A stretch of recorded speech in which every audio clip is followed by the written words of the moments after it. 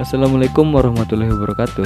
Di video kali ini kita akan membahas mengenai awal mula kemunculan analisis politik luar negeri. Analisis politik luar negeri atau yang kerap disingkat APLN lahir dari adanya suatu kritikan yang lahir akibat ketidakpuasan terhadap dominasi realisme dalam hubungan internasional pasca Perang Dunia Kedua, di mana state sebagai aktor utama atau unitary state actor yang mengejar kepentingan nasional, power, dan rasional dalam pembuatan dan pengambilan keputusan.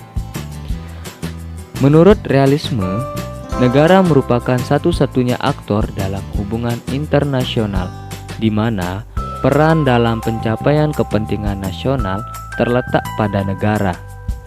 Sedangkan pada realitanya, di dalam suatu negara terdiri banyak unsur dan kepuasan politik luar negeri sangat kompleks karena melibatkan banyak aktor di dalam dan juga kadang-kadang di luar negara.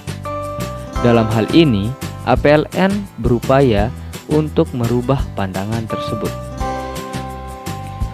Ada beberapa generasi dalam analisis kebijakan luar negeri. Yang pertama, dikonstruksikan oleh kaum behavioralis pasca Perang Dunia Kedua. Mereka mentransformasikan ilmu sosial dengan pendekatan yang bersifat eksak atau ilmu alam. Generasi tersebut merupakan pemikiran klasik atau yang disebut dengan generasi pertama pada tahun 1954 sampai 1973. Generasi ini menekankan pada struktur dan proses dari kelompok kecil pembuatan keputusan luar negeri yang bekerja dan memiliki pengaruh dalam pembuatan keputusan. Asumsi dasar dari pemikiran Sprout ini adalah: yang pertama, lingkungan adalah pengaruh mutlak pada manusia. Yang kedua, lingkungan mempunyai pengaruh kuat terhadap manusia.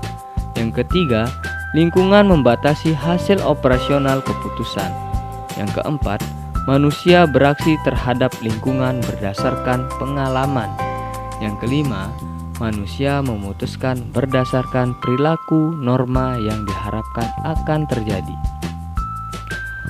Reznau juga mencoba untuk lebih disiplin dengan membagi proses pembuatan keputusan dalam tingkat-tingkat analisis dan memfokuskannya dalam satu tingkat yang paling mempengaruhi PLN dengan pokok kajian, yakni tingkat analisis dengan 5 variabel.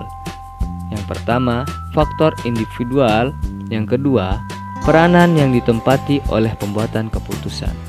Yang ketiga, struktur pemerintahan yang dapat membatasi atau meningkatkan pilihan yang dibuat oleh para pembuat keputusan. Yang keempat, kesatuan nasional, industrialisasi ekonomi. Yang kelima, lingkungan eksternal yang dapat mempengaruhi pilihan yang dibuat para pembuat keputusan. Kemudian generasi kedua, APLN.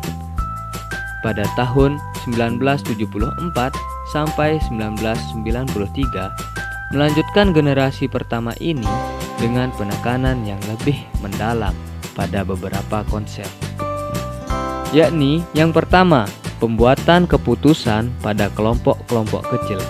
Kelompok-kelompok ini tentu perlu dibahas karena memiliki pengaruh terhadap pembuatan keputusan.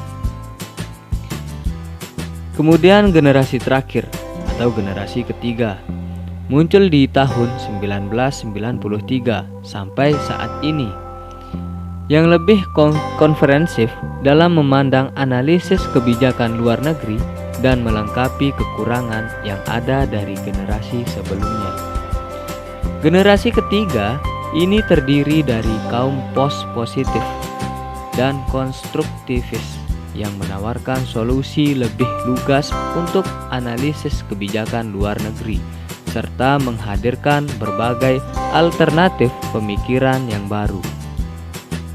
Aktor dalam generasi ini tidak lagi didominasi oleh negara, tetapi juga dengan informasi yang spesifik serta menerima teori-teori menengah ke bawah dan bukan hanya grand teori saja, di mana kedudukan dari proses pembagian keputusan dipertimbangkan sama pentingnya dengan hasil kebijakan yang didapatkan.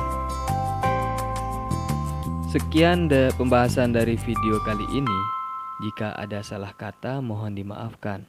Wassalamualaikum warahmatullahi wabarakatuh.